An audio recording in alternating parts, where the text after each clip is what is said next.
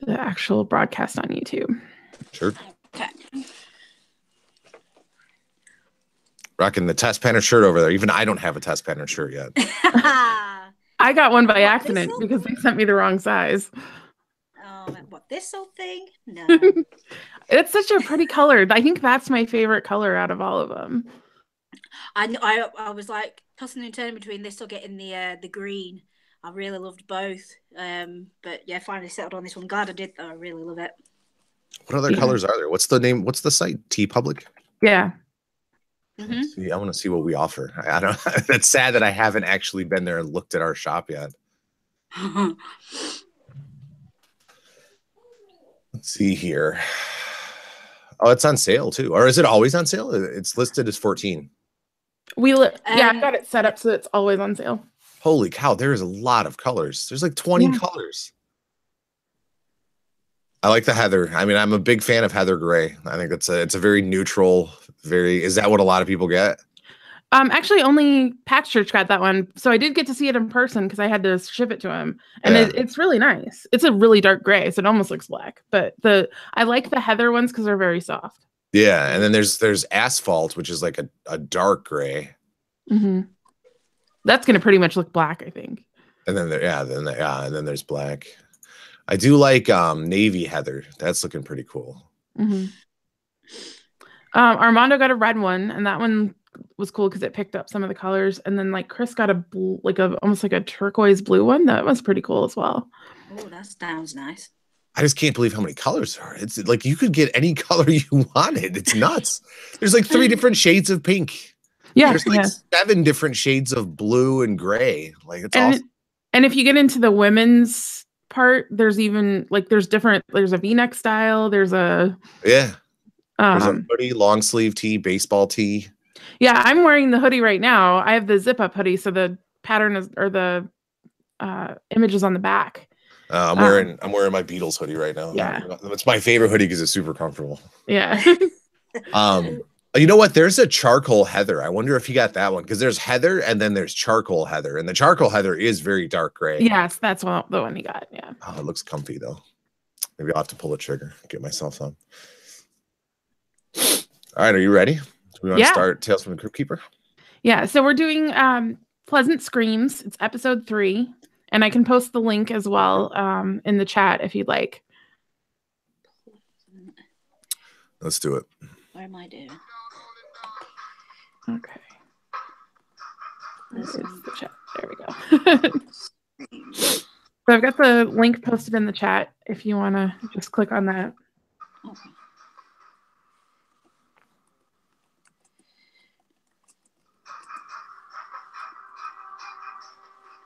Oh, it's crazy how fast you can subscribe to channels on here.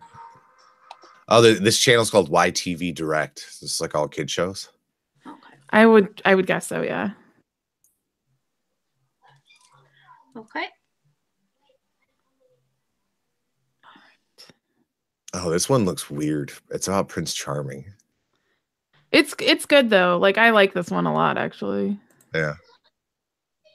You remember this one? Is the Sleeping Beauty like a skeleton or something horrible? Yeah. That's funny. It reminds me of Brothers Grimm, which I think is kind of an underrated movie. I don't think it's great, but I don't think it's as bad as people said it was. Someone else was saying that they really liked it too, so that made me want to check it out. The performances are goofy as hell. Like they are weird, and there's a lot of really famous people in it. Peter Stormare is in it as one of the strangest like anti-heroes I've ever seen. Really? It's really weird. Yeah, he's like a French like torture guy. I don't know. Huh. All right.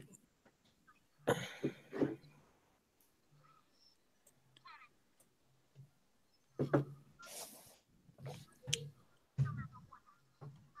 we go. I wanted to grab the chat in case anybody joins us over there. Are we ready to press play? Yes. Yep. All right. I'll do the countdown. We'll press play in 3, 2, 1, play. I haven't watched the original Tales from the Crypt Keep in a long time. I wonder, like, or Tales from the Crypt. What am I thinking? I like. I wonder how close this is to the original. I mean, I know the song is just a little bit sped up, right? I think so. Yeah, I think it's just a different iteration of the song for. It doesn't go this fast though, does it? No. It's certainly not as monster filled. It's just going through the house, right? Yeah. But I used to love this as a kid. Like, this was my favorite part. I would get so excited about this intro. Like the cartoon version? Yeah. Yeah. I only watched like 4 episodes of this when it was on TV. I did not get into this show. Well, you were able to watch the real thing. So I think you were probably like... Yeah, I was like, what is this kid stuff? I was already watching like Toxic Avenger and shit. Like this was too easy for me.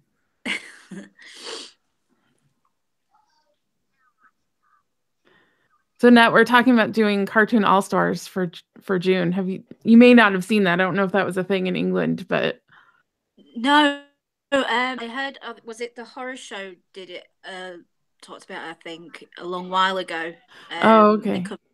Yeah, but no, I have heard about it, but no, nothing quite that extreme over here. Yeah, leave it to like 80s politicians in America to do weird stuff. That was like Reagan and his wife, or was that George Bush and his wife? Who was that? Well, Reagan's wife was the one that did Say No to Drugs, so I'm guessing it was them. Because I want to say it was Barbara Bush that did the intro, though. Maybe. I think she was the one that said like one of the president's wives did the intro to that movie. Probably Barbara Bush. Yeah, because it would have been the 90s. So that would have been Bush. The 90s? Was it the 80s? Was it the late 80s? Oh, it's 90s. Yeah, it is 90s. Yeah, I thought it's it was 1990 exactly. Oh man, this prince is ridiculous. It's like all the worst attributes of every Disney prince put together. Like the worst, a giant chin, the worst hair I've ever seen. And his voice is really annoying, but I think that's the point. He has bows on his knees. Is that a look? Is that an outfit people wear? Bows on your knees? I don't know. I guess that would have been like a cavalier look. On the knee, though? That doesn't seem functional at all.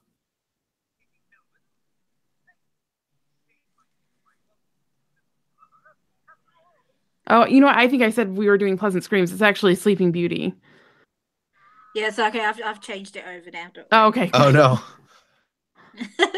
We're at 3 minutes and 4 seconds. 5, 6, 7, 8, 9, 10. Does that help? Yes. Right. There we go. Okay. Yeah. Sorry, it's early. Yeah, for us it is. What time is it over there? It's about 4:15 now. Oh. So okay. We've had a full day already. It'd be a bit weird if I was sat here with cereal in my pajamas at this time of day. We would not judge you at all. Not at all. That would speak a lot about my life. It's the monster kid life. Saturdays, that's what Saturdays are for, honestly. Yeah. No, there's a lot of pressure to go out and do stuff with it being the Easter weekend and all that. That's true, yeah. So we don't really you feel you need to fill the days. It's like we've got to do something every day, but the weather is abysmal. So yeah, we're just making the best of it. The boys are downstairs playing Super Mario Brothers, staying out of my hair for a bit. Oh, nice. Yeah, it was raining really hard this morning. I was like, man. The wind blew in my back door. It woke me up at like 6 a.m. Oh my gosh. My back door just blew open like Evil Dead style. It just like blew open. It didn't freak me out though. What freaked me out is I had a dream that my leg was like pulsing, and then I woke up and my cat was doing that. Oh, she's kneading your leg. Yeah, she was kneading my leg, and I was like, "Get off me! What are you doing? You're freaking me out of my dreams." It was bizarre. It was a weird thing. I don't know. That's funny. You must have been sleeping hard if it was coming through into your and it was like full blown. I was looking at my leg in the dream and it was pulsing, and I was like, "Oh my god, something's wrong!" And then she must have done it really hard, or maybe her nails got me. Man, that is a gnarly werewolf. Like, it always surprises me in shows like this. Like that werewolf would slash him to ribbons. Yeah. What is he holding on to? I know it's something. Is it the tail of a dragon? Oh, I can't believe a wolf would be afraid of that thing. Although in the wild, like even tigers and lions give pretty wide berth to snakes, don't they? Yeah, I would imagine so. Yeah. Awesome already. I love evil trees. It's one of my favorite monsters. There's not enough evil trees, I think. Hell no, and that's a good one. That's really cool.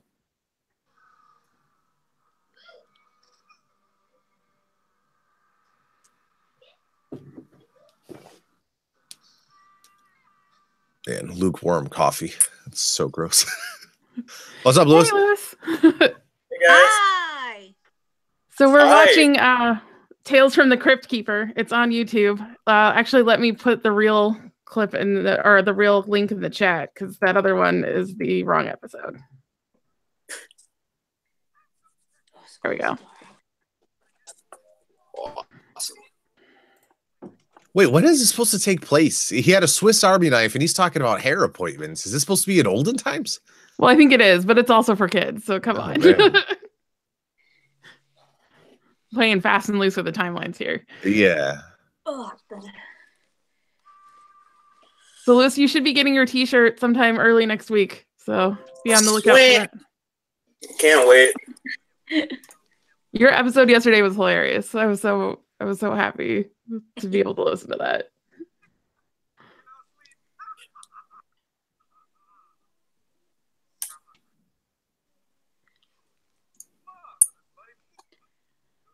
I want to look up what? What's that? I did not make a cartoon about this. Oh yeah. Well, really? Well, he's way younger than us. Oh my god, yeah. We used to watch it like I was on TV. I was probably about 10 or 11 when this came out. When did this come out, Tab? Would have been early 90s. Oh wait, I'm looking at the Wikipedia. I'm actually looking at the screen that it lists the exact date that this one was released, October 23rd, 1993. So we would have been 10. Yeah. I was negative 2 years old. Oh my god! Well, that explains it. And this would have been yanked off the air relatively early on and never put into syndication. Yeah, it was actually put into syndication in Canada, but not here.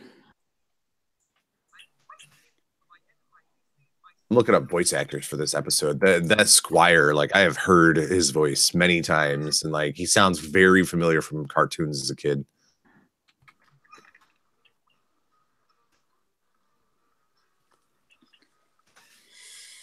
So if you're looking for a timestamp, we're at 7:49. What episode is it? The second one? The Sleeping Beauty, I think it's called. Sleeping Beauty, episode 5.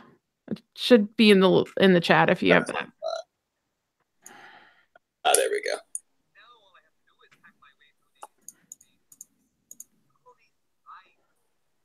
Vine thingies. All right, let's see here.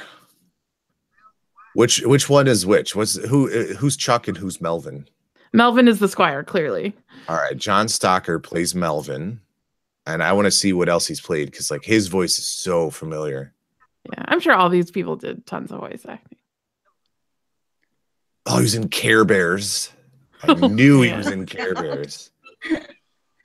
He was the Care Bears movie is actually pretty scary. Oh yeah, that made my list of things that freaked me out as a kid, man. When those kids didn't they like sucked the life out of kids or something? Didn't they turn them into like shells or depressed versions of themselves? Yeah, what was the book?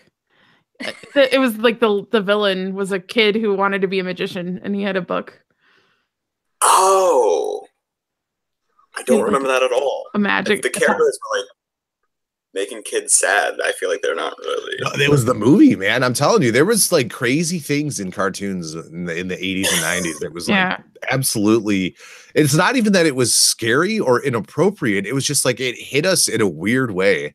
Like Secrets of NIMH. Remember how depressing that was? That was a sad movie. That just made me sad. Oh, he was in Dino Saucers. Remember Dino Saucers? I do not.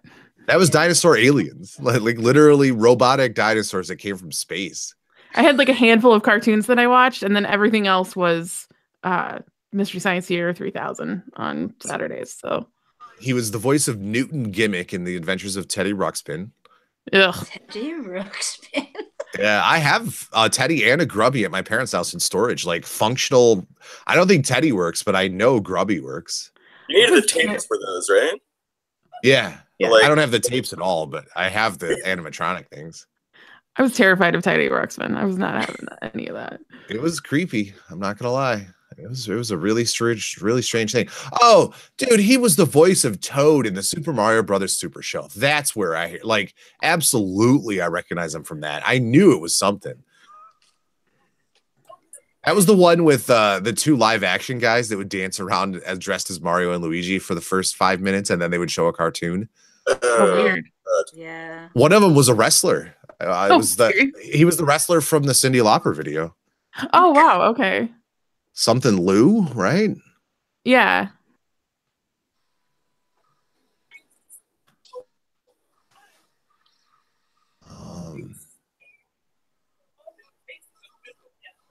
And they did the Mario rap. Lou Albano, that's his name. Yeah, Lou Albano. Yeah, and they would do like they were Mario and Luigi, and they would only do like a couple minutes, and then they would show either that was where they showed the cartoon for Zelda, and where Link was an ass. Like, oh, I know I'm not supposed to swear on these, but like Link was not a nice person in that. That was where it was like, well, oh, he had a phrase that he used to say like every princess. Yes, it was excuse me, princess. And like Link was a jerk in that show. And like I don't understand it because he was supposed to be the hero. Yeah, well. That was that show. That's where I recognize the Squire's voice. All that comes from I recognize the Squire's voice.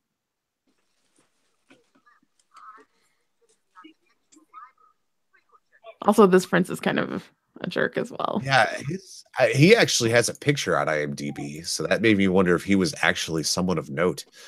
Steven We Met is his name. He did a lot of X-Men. He was X-Men. He was Archangel in the X-Men.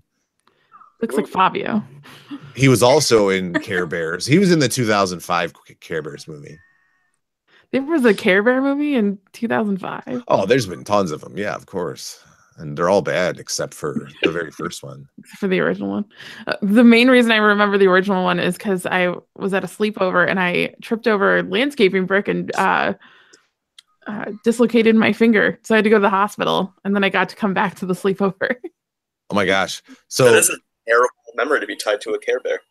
Yeah. That's so crazy. The memory that I have for Land Before Time is that I was playing baseball with my cousin. And he threw a fastball and hit me right in the thumb and knocked my thumbnail off and got super bruised. And it hurt like you know how that bad that hurts. And I went home and I was all upset. I was maybe like 6 or 7 at the time. And I got to watch Land Before Time for the first time. And that's the memory that I have for Land Before Time is also finger trauma. Yeah. Gosh. Oh my gosh. This guy is the voice of Beetlejuice from the Beetlejuice TV well, show. that makes total sense.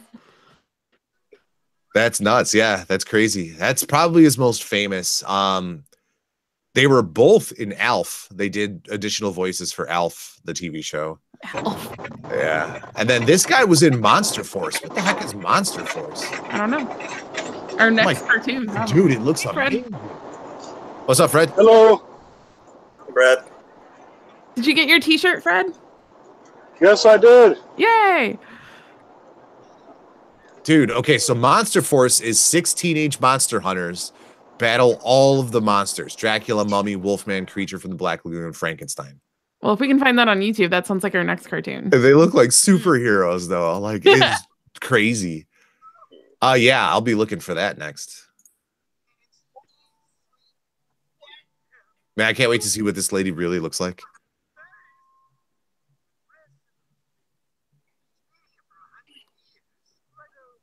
Oh man, someone remind me not to take another drink of that coffee. That's horrible. I need to refill it. I'm going to refill it when we switch episodes. Okay. But reminded me that I have coffee and now I'm really happy. Thank you.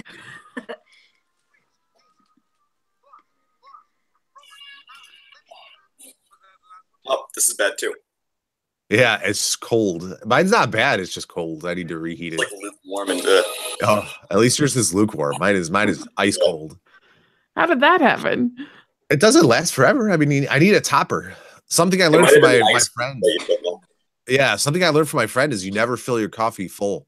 You fill it halfway and you just keep adding to it to keep it warm. Otherwise, if you fill it full, you're definitely going to go cold because you're just not going to be able to drink it that fast. All right. I like that he's brought an entire makeup kit. Yeah. I mean, did you see his bag? It was like 3 times the size that he is. Yeah. Here we go. Let's see a good transformation. Come on. I know it's fake. That lady's dead for sure.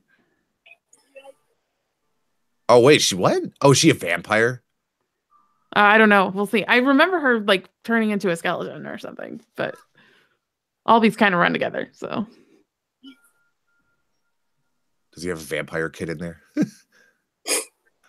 Encyclopedia Demonica. And was that with an A-E, Demonica? Like, yeah. I haven't seen that spelling in a while. Oh, she is a vampire.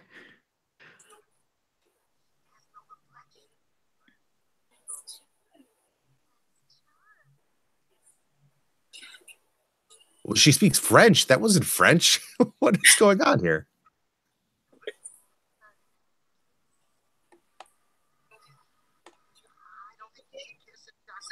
His name is Chuck. Prince Chuck. Mm-hmm. Lame.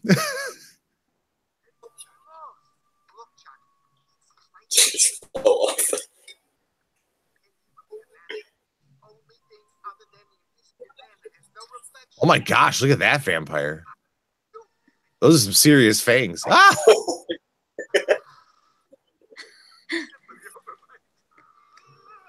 That's a serious vampire. That's like a monstrous vampire. Oh. The show kind of went for it. That's pretty cool. Yeah, yeah.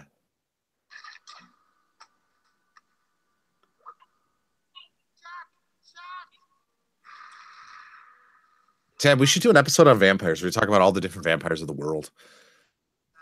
Yeah, we could totally do that. I think we've talked about doing that.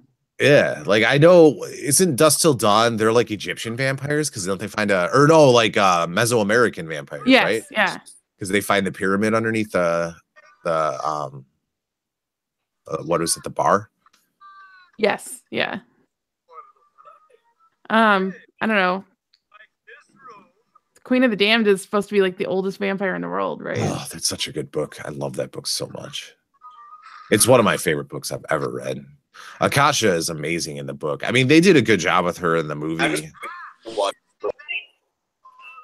The movie is really disappointing, especially if you've read the books. Like Anne Rice does a great job with the characters, and you grow to really like the characters, and then all of a sudden the book just really messes them up, and it's just not nearly as well done. There's some really cool characters. Akasha is like 6,000 years old. Like she's ridiculously old. She's so old that like to rest, she turns herself to stone and just goes to sleep for centuries at a time. And then Lestat woke her up and ruined everything. They're making a TV show out of it, actually. Are they really? I believe that, yeah, they're making a series out of the Vampire Chronicles. Well, they say they are. Yeah. Hulu passed on Lock and Key, which really pisses me off. I'm so mad. Seriously, I mean that they've been through 2 different series attempts, and this is the second one, and it's like I finally found the original pilot online too. I haven't had a chance to check it out yet. Oh, really? I'm dying to see it. Yeah, me too, because that's such a good comic book. It's so great. There's also Audible has like an audio play of it that's fantastic. Really, I didn't know that. That's awesome. Yeah, it's got like Tatiana Maslany and Haley Joel Osment. Oh, wow. Are in it. Yeah, it's awesome. We'll have to get that because we have tons of Audible credits, so we might as well. Definitely worth it. Dude, want to hear something crazy?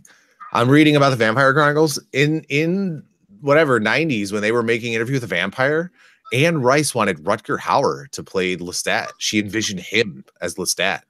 Wow, that's interesting. That is not the way he's described in the book at all. Like he's a very pretty blonde young man, like very young. Like he's only like in his 20s when he's turned.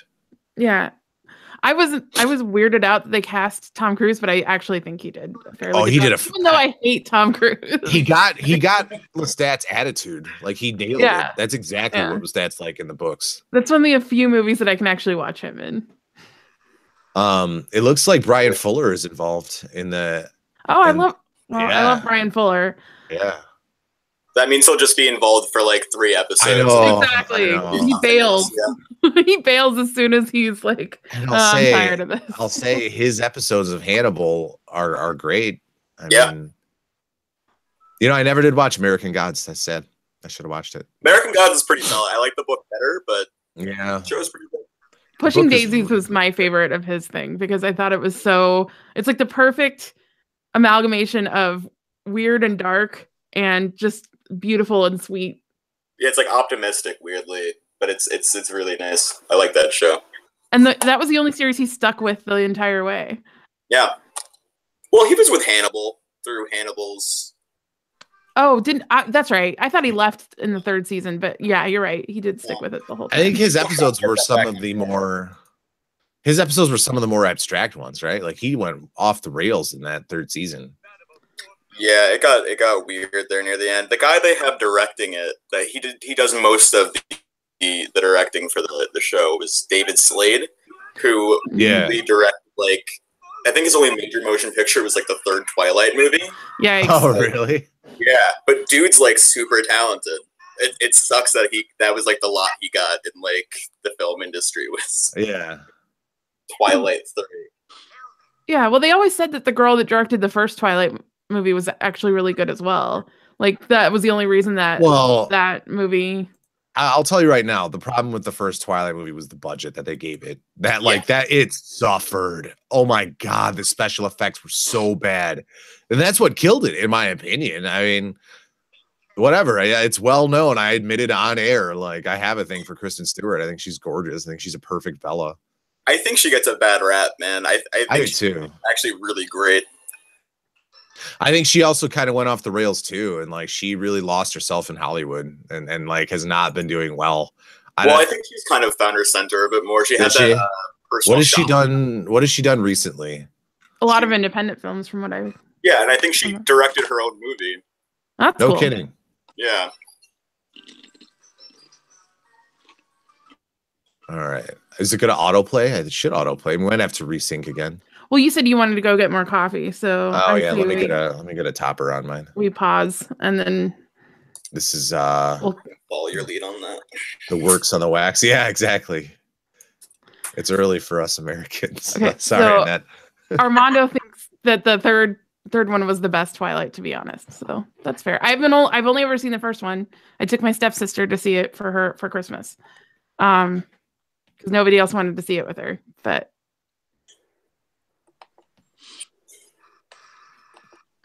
no. Okay, so I'm gonna pull the link for the next one. It's called The Works in Wax. I'll put it over here in the YouTube chat as well. All right. I didn't hear any of what was said. Hopefully it wasn't important. I was just saying I was posting the link in the chats.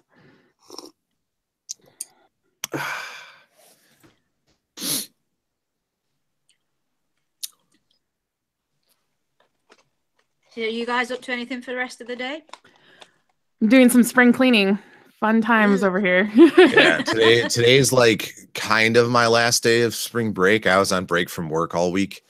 Mm-hmm. I still have Monday off, but I really want to do all of my cleaning and chores today so that I can enjoy tomorrow and then work on Monday, get ready for the week on Monday.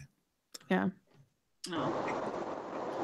And I just got off of an entire month of working extra hours and working Saturday. So,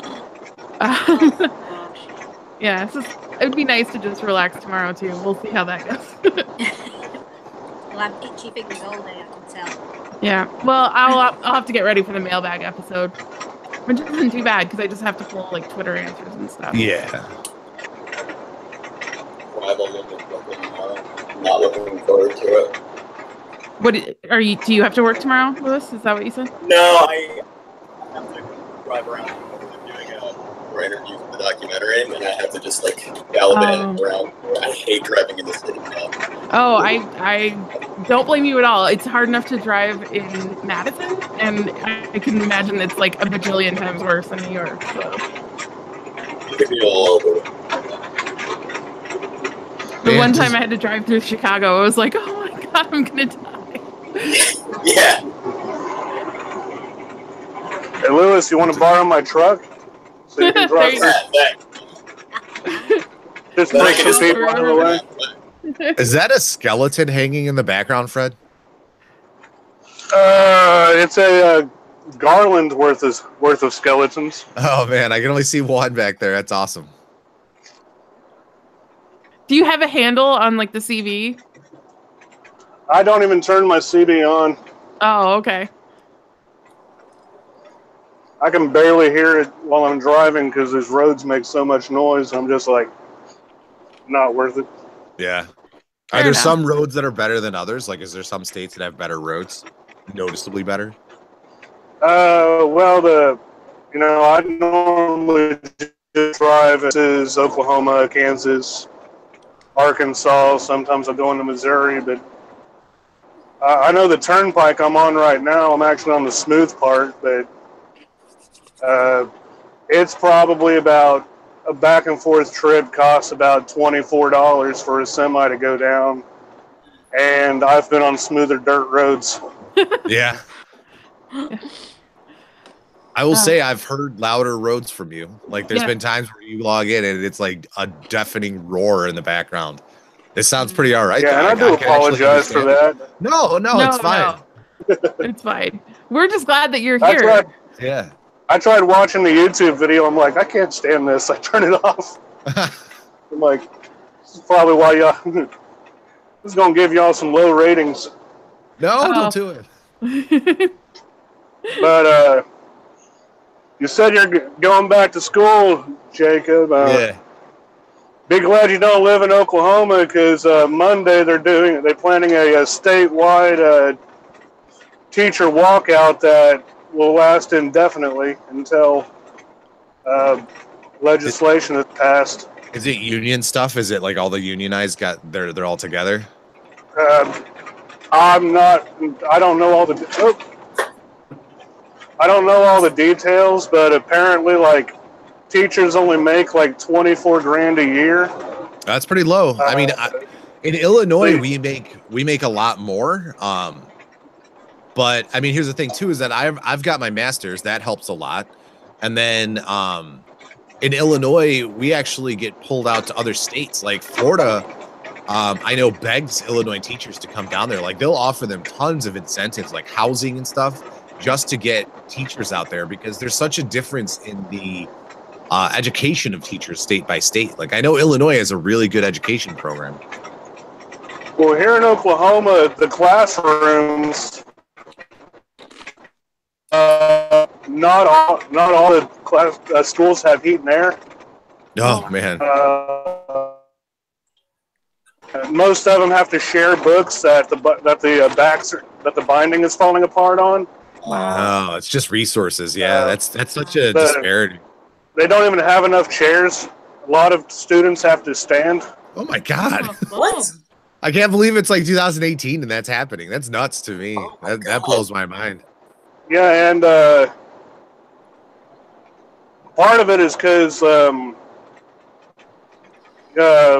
originally they did a lottery here to help, and use that money to support schools. Yeah. All that money has disappeared. Oh.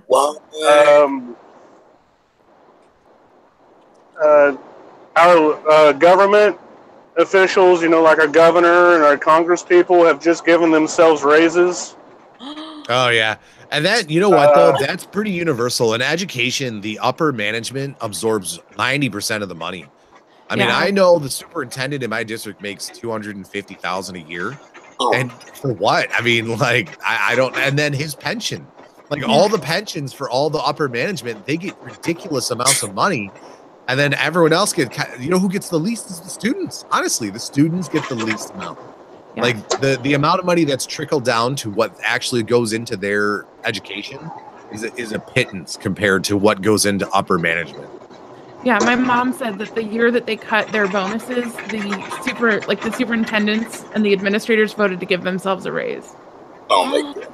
I know there are some districts where the superintendents they do the opposite. They'll go no salary for a year to help out the district. I've seen that happen. It didn't happen in my district, but I have heard of it happening. It's weird. And then, everyone wonders why in America, education is dropping like faster than a stone can fall. Like, we are not doing well as a country in terms of education. Like, China is crushing it. And guess what? China is willing to pay me to teach their students. Like, I could make tons of money. I just have to be up at like 2 a.m. to do it. They'll do it over the webcam. But like other countries are, yes, yeah. I don't remember what the name of the site is called, but like I could make a ton of money if I tutored Chinese students. That's insane. That's awesome. I would totally do that. I thought about it. My whole schedule. I thought about it. I considered it for the summers for sure. I'm off all Oh summer. yeah. So.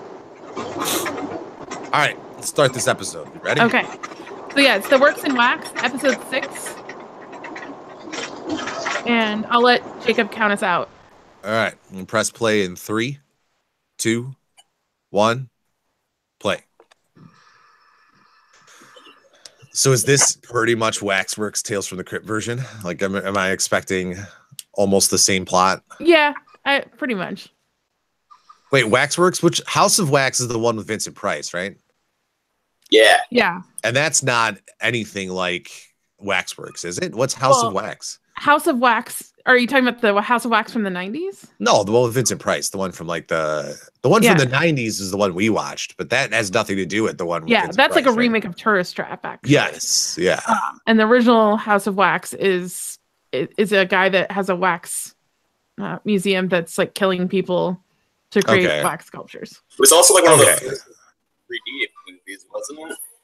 Yeah, I do think it has some 3D elements. I know that like his Igor assistant is Charles Bronson in a really early role. Oh, really? Charles Bronson? Wow. That's cool. Yeah. I heard that the remake of Death Wish did not go well. Yeah.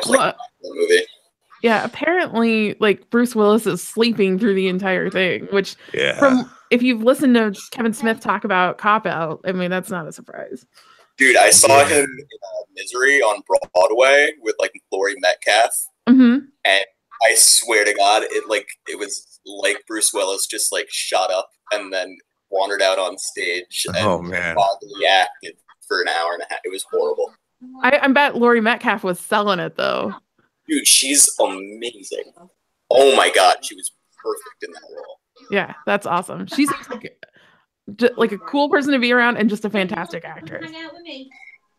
The sad thing is that like Bruce Willis, I think he's just like, there's people that are just hanging on a little too long. Like they need to just say like, all right, I've already made enough money. I'm ready to be done now. I think at this point it just is money. I don't think he's like trying. Yeah, and that's what I'm saying. Like, there's no effort involved, and I think there's actors that would have done a great job in the Death Wish reboot. Like, there were probably people that were lobbying for that role and wanted to do it, but it went to him because he's Bruce Willis, and so it's like, I just think having like the middle-aged like white guy be roaming around with guns and shooting like as like a vigilante is like kind of like an outdated and odd concept. Yeah. Well, and that's exactly why people were like, oh, well, this is just basically a commercial for the NRA. Yeah. Because it was, a white guy doing it. But at the same time, if it was a person of color, they'd be like, oh, this is terrible. Yeah, exactly. I don't know. I think it's just a win. Hey, I love your Godzilla, man. It's so cute. I have one too, so I'm buying. You're gonna come show it. Come on. Is that the same size as the one you have, Tim? Yes, I got the big one because he had the big one too, and I was like, that just looks like so much fun to like hug and watch movies with. I don't know if mine's visible, but mine's like right there somewhere. Yeah. Oh, it's so cute. It's awesome, man. And he makes sound effects too, right? Yeah, he shakes, which is weird. All right, you're freaking everyone out. Right, go on. Is your mom freaking out? Yeah, everyone's freaking out.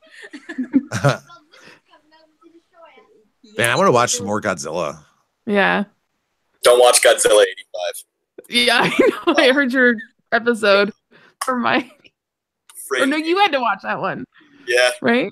Yeah. Not a good time. But I got to watch the original one for a bit, and that's awesome. Yeah. Yeah. Check that out. You need to have Jack watch City of the Living Dead on Shudder if you have Shudder.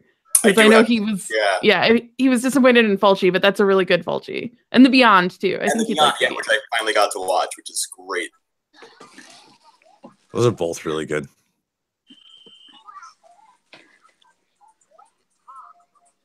Can I show him?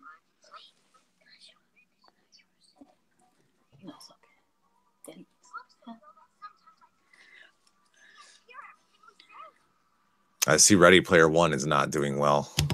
Oh, really? All right, which world would everyone want to go into? Would you want to go into Dracula or Wolfman or Frankenstein?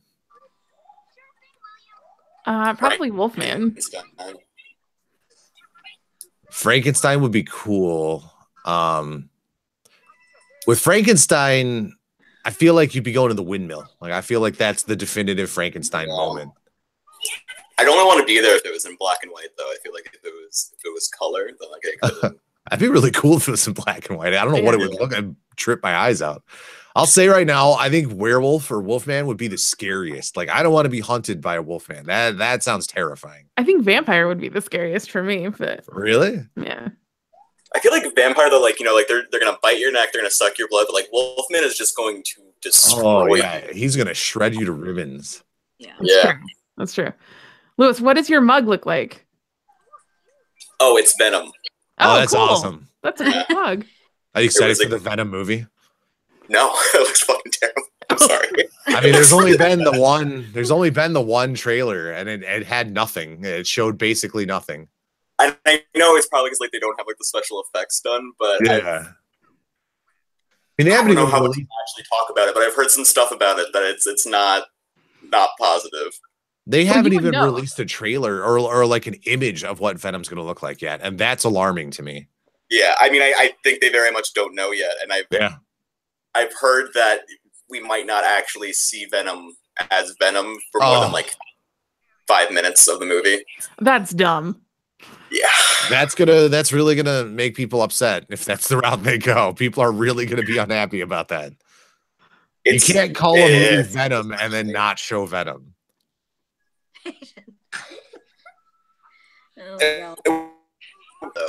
That's exactly the kind of thing they would do. Did they officially say that Carnage is the villain? Like, or it's like all the other symbiotes?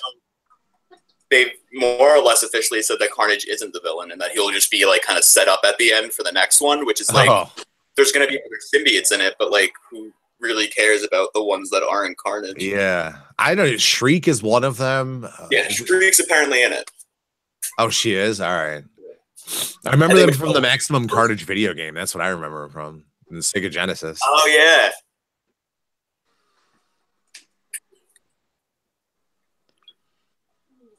This kid is brave. I'll say right now.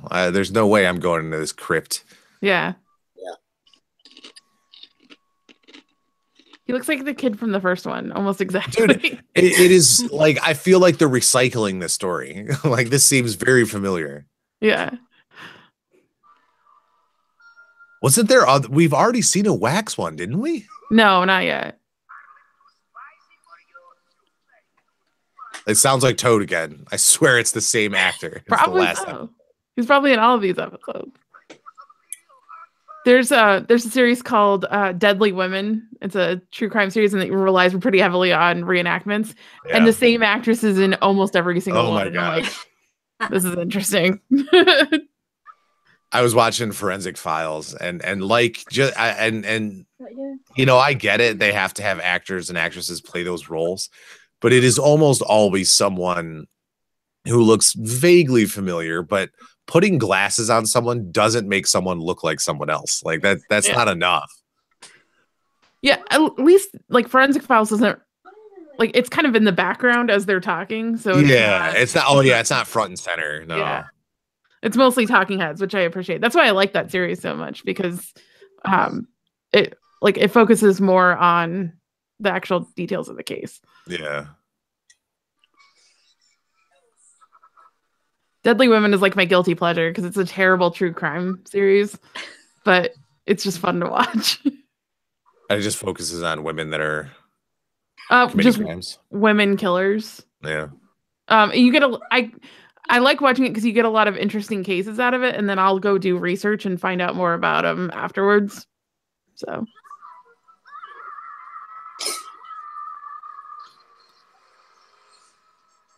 Man, maybe I watched this episode because this all seems very familiar to me. Probably. I think they feature a lot of this episode in the opening credits. That's true. Yeah. Yeah. But this is definitely an episode that I remember watching too. So it might just be that this is one of the more memorable ones.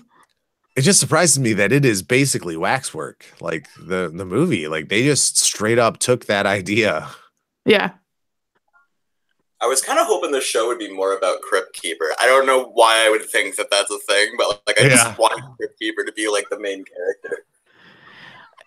The second season or later on in the season, they get the Vault Keeper involved as well. The old witch is like in the periphery, but it's basically a competition between Vault Keeper and Crypt Keeper, and they constantly like do things to each other to kill each other off. That is actually the best part of the series, in my opinion. I just want like a sitcom with those two living in an apartment together. Wasn't William Sadler as Death on an episode of Tales from the Crypt, or was he in the movies? It was Bill and Ted. Yeah, he like his character from Bill and Ted showed up in Tales from the Crypt. Yes, I'm not kidding you. That's crazy. I'm gonna look it up because it was either the movie, because was it the first movie that had the Mummy director? It was like a card game and he lost the card game. I'm looking it up. Are you talking about the Cutting Cards episode? No. Okay. That's a good episode.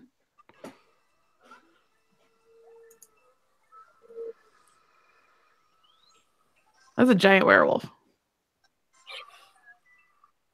I like their renditions of werewolves in this show because they're very wolfy. Yeah. Like that's a very wolfy werewolf. Yeah. Okay. So it's an episode called The Assassin. It is season 6, episode 8. And yeah, he shows up. William Sadler as the Grim Reaper from Bill and Ted shows up in that episode. That's crazy. Dude, that used to terrify me. The Grim Reaper from Bill and Ted. Yeah. I bet it messed me up when I was a kid. I just saw someone post something yesterday where they're saying that the third Bill and Ted they're working on it. Yeah, there's an image now of Keanu and they're like they do this every like year. Yeah. They'll come out, we're gonna do it, man, it's gonna be great. And then everyone's like, no, I'm not gonna pay for you to make this movie. 100% no. Why would we do this?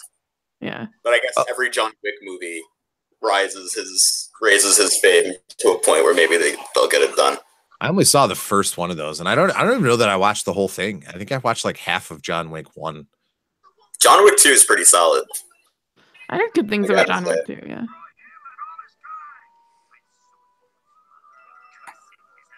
I like these old-timey ruffians. Like they're all dressed like I would imagine like thugs would dress, and except for the lederhosen guy. Yeah. He looks the least intimidating. That guy with the trench coat, though, he looks beefy. I'm not sure why they thought lederhosen was a good look. Like I don't know. It seems really like not a good look at all. Yeah. It's only, I mean, to my knowledge, it's probably worn at like celebratory times, right? I have no idea. But they're not just rocking lederhosen walking around the street in Germany. Or is it where is it at? Austria, Germany, that area? Austria and Germany, yeah. There's a picture of Hitler wearing like the full lederhosen like outfit. As an adult? Yes. Oh man. It's Oktoberfest, I guess. I guess, yeah, maybe like national holidays or something. I don't know. It's an interesting look.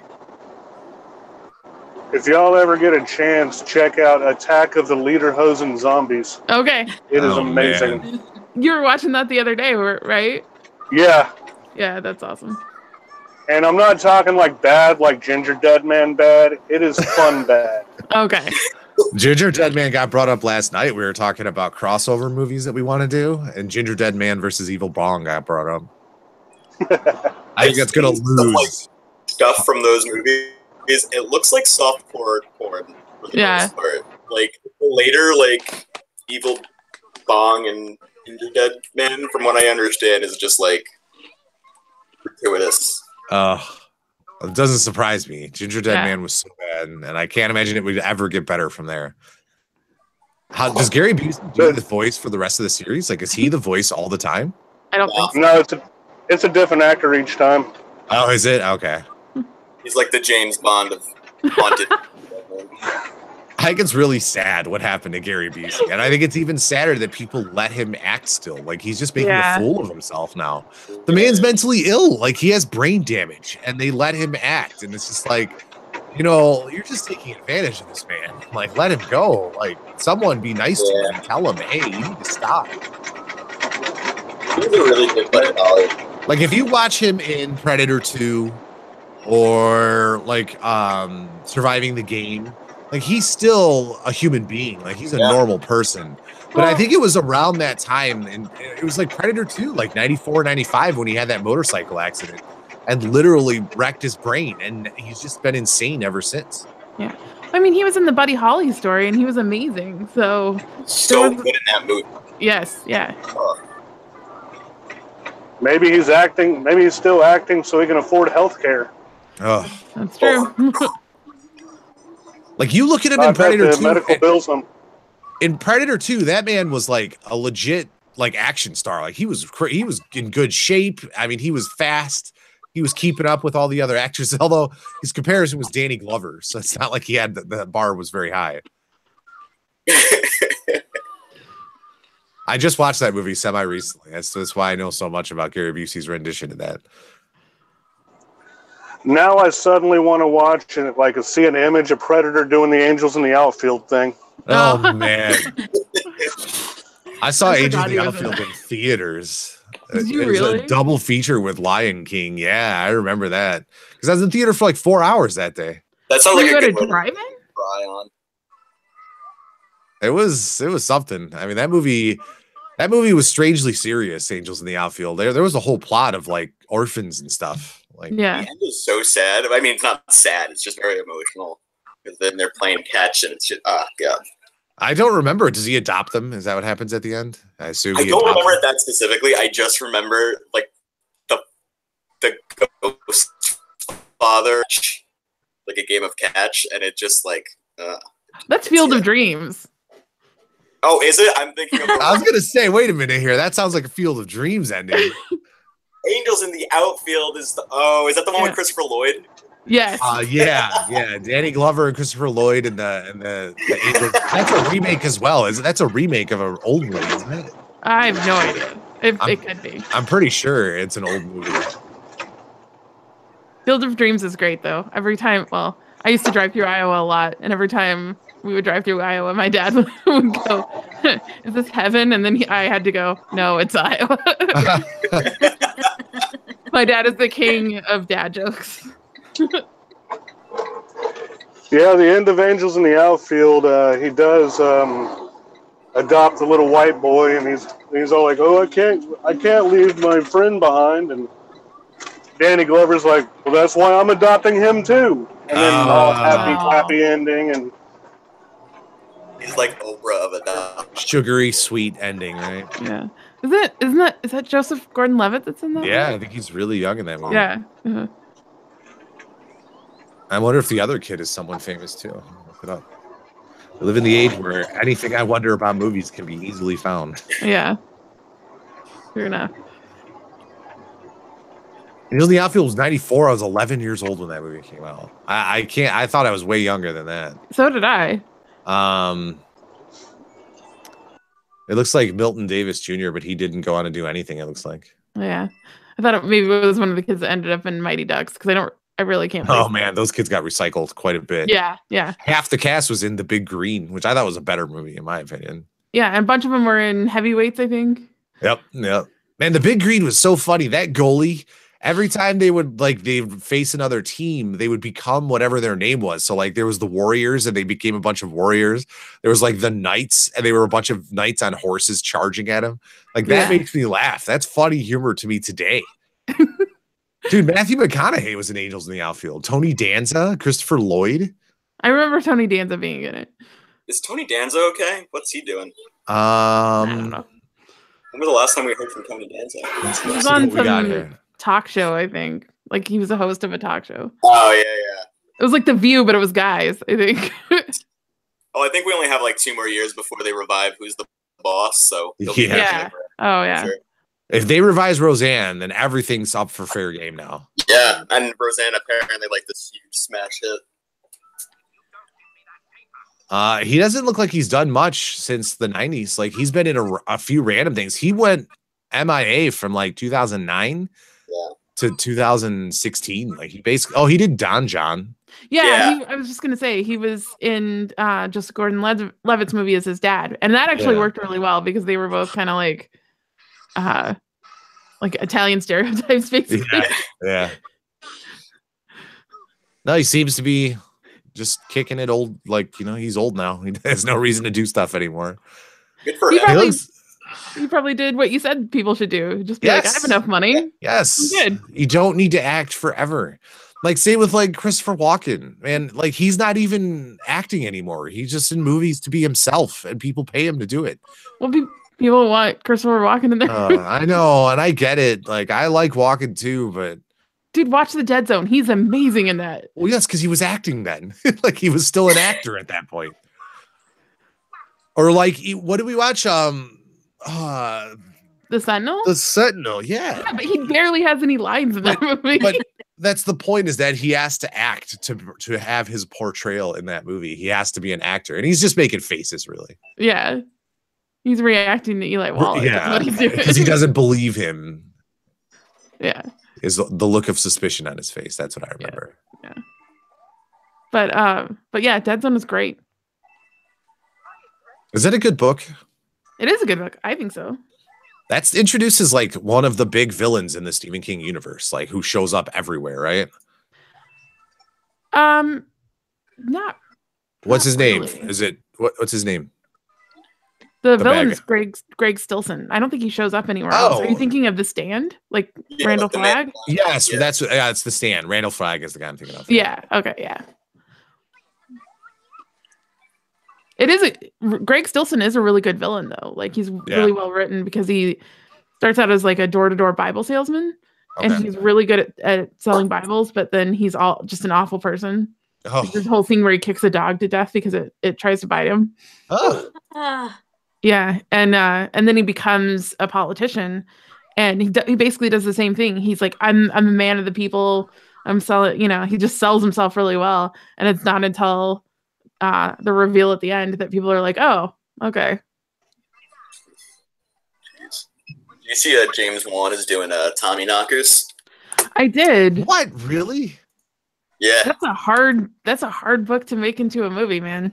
Yeah, man. It's like aliens, or is it fake aliens or something? No, it's really it's real aliens. Yeah.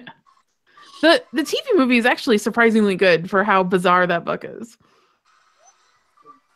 I used to always get that one mixed up with Langoliers. Langoliers is terrible. That's a good book, though. Yeah. I like the Langoliers. The book was it's a novella, but it's a lot better than the movie was. Who's in charge of Pet Sematary now? Do they officially have someone? Muschietti. It looks like it's really. They're actually letting him do it. For a while, it was Robert Eggers. Yeah. Yeah, but he's with Nosferatu still, and the IMDb has no one listed yet. They don't have anything. It's in development, so they won't publish anything.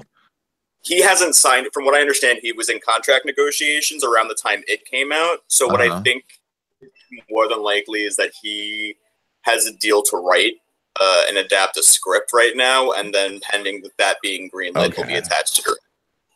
Because he's got to do the sequel first. Is he also doing the It sequel? Like, is he doing the It Part 2? So that's 2 movies he's got him almost like at the same time in pre-production. He also did the Lock and Key pilot that went nowhere. Oh, really? Yeah. Yeah. Damn shame. But I'm so glad they got Jessica Chastain to play Beverly in it. They haven't officially got her yet, do they? There was a call sheet. It looks pretty official, but really? Hasn't said it. Yeah. Yeah, okay. And she said that she wanted to do. I was not surprised at all because they worked on Mama together. Yeah, she did. Mama, right? And so, like, I read also that she wants to do the role, but it's Hollywood, and you always take everything with a grain of salt. So, yeah, I think they were setting it up from the beginning. Yeah, I mean, well, the girl looks exactly like. Yeah. Well, and they did an interview with all the kids, and they said, "Who do you think would play you?" And then, as an adult, and she said Jessica Chastain. Yeah. So I think they were setting that up from the beginning. Well, she's the obvious redhead. Right. Yep. It's her or Bryce Dallas Howard. Yeah. Yep. I think what's her name? Mad Men would be really good. Oh, Christina Hendricks.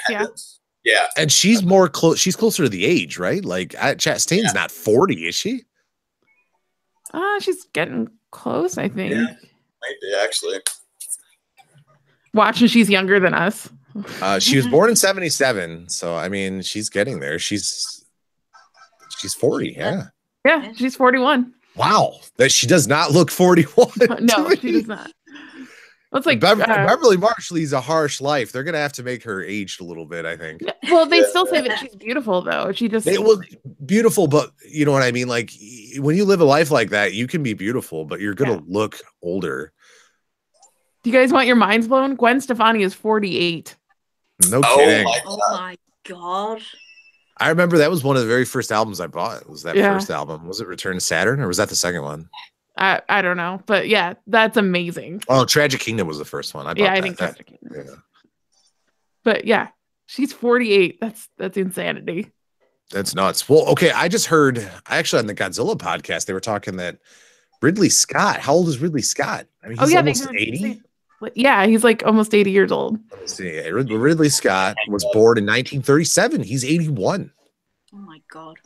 Dude, like how long like I here's the thing. I do still like Ridley Scott. I know people didn't like Prometheus. I thought it was fucking great. Sorry, I thought it was great. I really did. I thought that movie was awesome. I like Prometheus too. I just that all the money in the world thing looked terrible.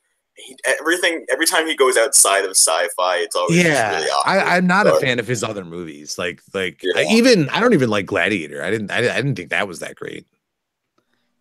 And from what I heard, he was such a pain on the set of 2049. Oh, really?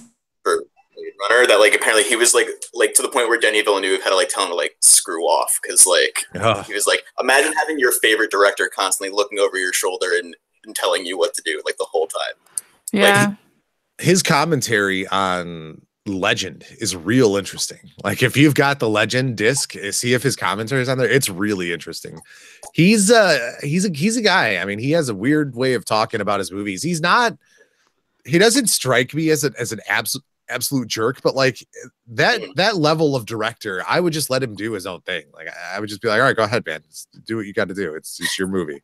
Well, I think those guys get to a point where they're like, I'm fantastic, and no one can tell me what to do. Like I think James Cameron gets to that point as well. Like James Cameron, his movies make money, which is nuts to me. Ridley Scott is hit or miss. Like some of his movies make money, some of them don't. Like Oven, I think tanked. Like that did not do well, right? Oh no, he only produced that though. He didn't direct that. No, he did direct it. He directed that too. Yeah. But yeah, Alien Covenant did not do well. Like it did not make any money. Well, who asked for 5 Avatar sequels? Like I don't understand. Well, but that's the thing is like James Cameron's movies make money. His movies make money. Like those movies made a ton of, the first one made a lot of money. That just encourages him though, and like he is. I don't think he's that great of a director. And I'm with you on that, yeah. And he said that Wonder Woman was stupid, and I was like, "Oh, that was because you didn't make it." Yeah, I mean, I didn't even love Wonder Woman, but the way he said it, where he was like, "Well, I have the best female characters, obviously, so screw this movie." Yeah. He was so obnoxious about it. I mean, I'll say Aliens was great. It was nothing like Alien. Like you can't compare the two. You go from sci-fi horror to action sci-fi. That is not comparable. But on its own, if you just look at Aliens, that is a very entertaining movie. And it's the special effects. Yeah, we did it for the show. Those special effects absolutely hold up. 100% hold up. Terminator 2, another one. Like, good movie. The special effects totally hold up. Titanic, I'll admit, is not for me. I never watched it, but like I'm pretty sure it's a good movie, right? It's not bad, is it? It's all right. I think it's overrated, but I agree. I think it's overrated, but it's a fine movie. I mean, I feel the same way about like Avatar, which is technically like really impressive, but it's really just space Pocahontas. Like, he didn't do anything. Yeah, or Dances with Wolves. Yeah. Yeah. I don't remember Avatar that well. I've only seen it a couple times. The bad guy from Don't Breathe is in that, right? Isn't he the bad guy? Yeah. Stephen Lang. Yeah. So Armando thinks that Tony Scott is more talented than Ridley Scott, which I tend to agree with because I think that he makes more entertaining movies. Like, he's more consistent. Is he a director? He was a director. He killed himself a couple years ago, so he's no longer alive. But I thought he was really talented. When did that happen? What effect did that have on Ridley Scott? I don't know. I don't know exactly when it happened. It wasn't too long ago, I think. He died in 2012. Oh, wow. But he made like Days of Thunder and stuff. So he was the youngest of the brothers. Yeah. And True Romance. He directed True Romance, which is an awesome movie. Is that the one with Schwarzenegger and... No, that's True Lies. I'm thinking of True Lies. True Romance is Slater and Patricia Arquette. That was like one of Tarantino's earliest like written movies, right? Right, yeah. Mm-hmm. I like that movie. I've talked about the scene where Gandolfini just destroys Patricia Arquette. I mean, he wrecks her in that movie. But she gets him with the top of a toilet, really destroys him right back. Yeah. I've never seen someone push through a shower curtain in such a realistic, or a shower, like the glass, in such a realistic way. That was horrific. What else did he do? He did Top Gun, Beverly Hills Cop 2. He did Top Gun? Oh my gosh. He did The Hunger. Is that the David Bowie vampire movie? Oh my gosh. That movie is fantastic. He did that movie. Tony Scott did that movie. Oh, Jack was talking to me about that. He kept telling me I should watch it. It's got a cult following. I've never seen it. It's like the 80s on screen. Yeah. It's everything you think about the 80s on screen. Oh, he did Domino. Domino was okay. That wasn't a bad movie. Yeah. Was that with Keira Knightley? Yeah. Yeah. Hunter movie? Yeah. And Mickey Rourke was in that movie. Mickey Rourke was another one. Cool. Yeah, that was very stylistic, but I liked it. Yeah. I thought it was Coleman in that movie. Dabney Coleman. Anytime that guy shows up, I just chuckle. I don't know why. I don't know what's so funny about Dabney Coleman. He's in Boardwalk Empire, man. Is he really? Yeah. Is he cool in that movie? Or that show? Is he like a big bad?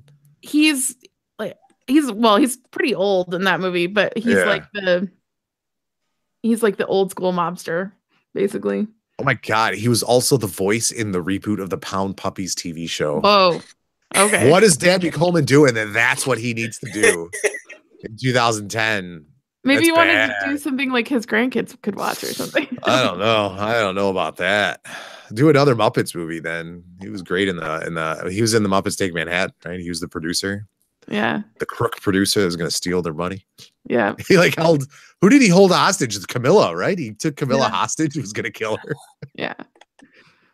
Oh man.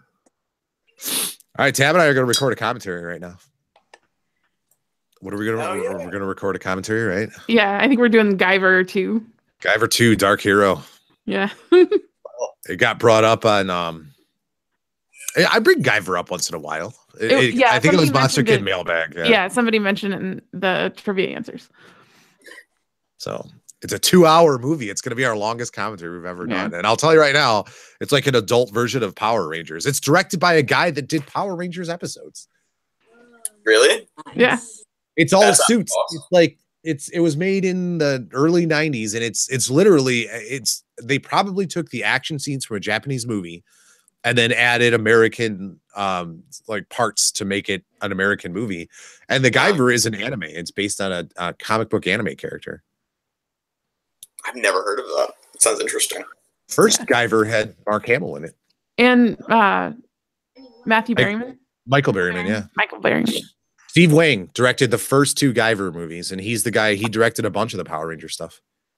Yeah, and you said it's a live action adaptation for an anime, right? Mm-hmm, mm-hmm. Yeah. I don't know which came first though. Like I want to say it might have been a comic or a manga, and then became an anime, or the anime was a sequel to the first movie or something. I don't know what it is. I don't know the exact timeline, but there is a lot of them. So it looks like Guyver the anime started in 89. The movie was 91. And then Guyver 1 was freaking 86. So it's been a while since that's been out. Yeah. Yeah, I'm looking at them now. I don't even think I've ever seen this before. It looks kind of like Ultraman. Yeah, a little bit. Kind of. They're not giant though. They're human sized. Yeah. But it's the action is very Power Rangers, especially in the sequel. Like the choreographer is definitely the same choreographer that did Power Rangers, or like the Japanese version. It's all the Japanese fighting from Power Rangers, not the American like horrible stuff that they did. I actually watched the new Power Rangers movie the other day, just like out of boredom. It came out. The reboot in America. It was something else. It was okay. I thought it was a fun time. It was fun. I would agree that it was fun. I would agree that it was a fun movie. But that's an acquired taste. I mean, I would rather watch that every year than another friggin' Transformers movie. Yeah. If I had to choose between like just nonsense action flicks. Is there finally not another Transformers being made right now? Is this finally a time? Oh, they're making like a Bumblebee standalone? Yeah, with the girl from like Pitch Perfect and a couple other things. Haley, Edge of 17, she was in. Steinfeld? Steinfeld, yeah. I just had 17 was actually a good movie. I liked that. Yeah, it was pretty good. John Cena is in this movie. What? John Cena is in Bumblebee. Oh, good. But you know what though? Nuke him now. The images show Bumblebee as an actual like VW bug. Yeah, well, it's 80s. The movie takes place in. Oh, no kidding. Well, I don't know. Oh, it could be better. It could be worse. I have no idea. I haven't watched the last 2 Transformers. I think I didn't watch Last Night, and I did not watch Age of Extinction. No, I did because that had Grimlock. That had all the dinosaurs. Yeah, I certainly haven't heard anything good about the last couple of Transformers movies, but this at least doesn't have Michael Bay directing, so maybe we'll get someone who gives a crap. Who is directing? Travis Knight. What did he direct? Yeah. Paranorman. No, he's in the animation department. Oh, he's been all the. What's the studio that did Paranorman, Tab? Laika? Yeah, he did Kubo, Paranorman, Box Trolls, Coraline. He was in the animation department for all those movies. Oh, cool. They make such great stuff. I love Coraline. Like a sense of wonder. He directed Kubo and the Two Strings. Kubo is an amazing movie. I own it, but I haven't watched it yet. I own that on Blu-ray. It's probably my favorite of the Laika movies. So that director is directing Bumblebee. Yeah, I'm on board enough. Literally can't be worse than the last like 3 Transformers movies. Yeah, it's true. I mean, the standard is very low right now for Transformers. Yeah. Which is sad because it's such a great franchise. Like as a kid, I used to love Transformers. It seems like such like a no-brainer. Like it shouldn't be a difficult like movie to make a Transformers movie, but like there's no one. I don't know. I don't think Michael Bay like super cares anymore. Well, and that's the thing is that it was not made by a fan of Transformers. It was made by a special effects movie director who didn't care about Transformers. It needs to be made by a fan of the series. It's the same with all the movies that are done by people that don't get involved in the franchise. Like I'll say right now, Dungeons and Dragons would make great movies if a fan of Dungeons and Dragons would do them. But we got that one horrible movie and it's never been touched again because it was so bad. That was shocking, that movie. That's what I'm saying. Is like, and the person that made the movie was clearly not a fan of Dungeons and never played a game in their entire lives. And they just didn't get it. They have Chris McKay attached to do the new one. Is there a new Dungeons and Dragons? They're trying to. So the guy was attached to do Nightwing for Warner Brothers, but they were apparently like really sleeping on it, and they couldn't get a script together in time, and they didn't want to cast anyone because their whole thing is just falling apart. So I think Universal has Dungeons and Dragons, and they they tapped him to do the script for it, so it looks like he's jumping ship with WB and heading over there to do that Dungeons and Dragons, which I guess a Quibi Dungeons and Dragons movie can't be that bad, but yeah. It has to be made by people who are involved in Dungeons and Dragons, and not necessarily the producers of the game, like actual fans of the game, people who love the game, because that's the only way it's going to be done right, honestly. Armando wants to know what your thoughts on the Warcraft movie are. Jacob. I didn't watch it. I'll admit I didn't watch it. I think graphically, like, it's a beautiful looking movie. I think that, I mean, we're getting to a point now where CG is starting to look very good. I think that visually it looks very good. But Blizzard is a company that I think they weren't as involved in that, or I think maybe they were too involved. Actually, I don't know the production of it enough to comment on that, but that was a movie made for World of Warcraft fans, and like people who aren't fans of that are not going to get that movie. And I only played World of Warcraft for like 2 months. Like I did not invest in that one. I was an EverQuest person, so I played EverQuest for like 10 years, but I didn't touch World of Warcraft. They never made an EverQuest movie, thank God. That series is dead now. EverQuest 3, they pulled the plug. I mean, that was a game they were making for like 7 years, EverQuest 3, and then they just said, yeah, we're not going to do this anymore. We give up. And so it's like, you idiots. I think EverQuest 2 is probably still going. Oh, it still is. Oh my God. EverQuest 2, I started I started the day it released, actually. I went from EverQuest to EverQuest 2 the day EverQuest 2 was released. And EverQuest 2 is still going. EverQuest is still going too. You could actually still play EverQuest. It's free to play. It's not the same game it used to be, though. I know that. It's interesting, like the turn that like the MMOs have kind of taken, because now the like even like World of Warcraft is like bleeding users every month. Oh like, yeah, there's no like the time investment is, I think, what turns people off. Like those are not games you can just play casually. Like everyone wants to play games like Fortnite and Overwatch. I'll be honest. Yeah. It's very easy to jump into Overwatch for half an hour, play three rounds, and be like, oh, that was good for the day. Like I don't need to commit 17 hours a day to that game to make advancement. To like World of Warcraft at its prime that like we have now is probably like Destiny and things, games as a service kind of deal. Yeah. And even Destiny 2 tanked. It did horribly because they just recycled Destiny. I didn't even play Destiny 2. I played like the beta for it, and then I was so burned by the original Destiny. I felt like I didn't get into Destiny until seriously. It was like, I think Destiny 2 was already out when I played Destiny. So I didn't get all the negative. I just played the game, played the campaign. I didn't play much of the raids or multiplayer at all.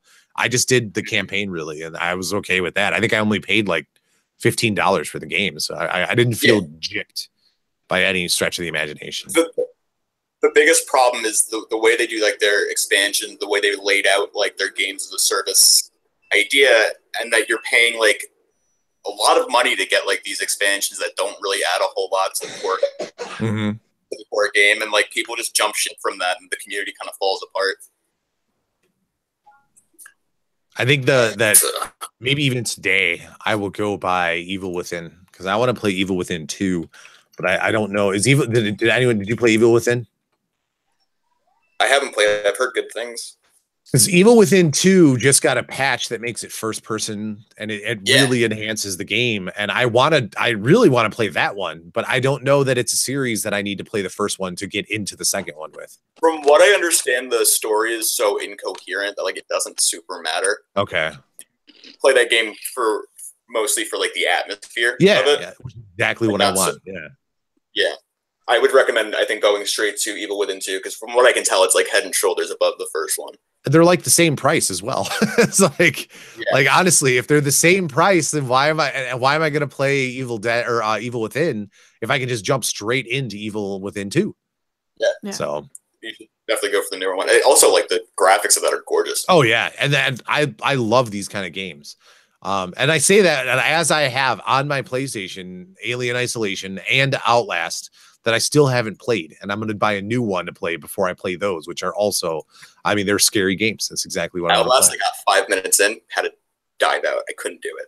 Oh man, is it that first scare at the door where you open the door? Yeah, it got me too. It scared the bejesus out of me. And I was like, I've never been scared by a video game. And I literally practically threw the controller out of my hand. I was so scared.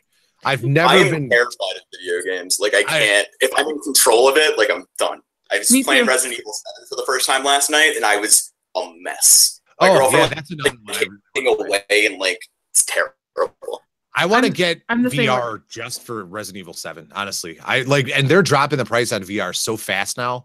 Like it dipped again, like yesterday or something like that. It went down to 300 for VR, or not even. It's like 200, I think now. I don't know. It took a big dip.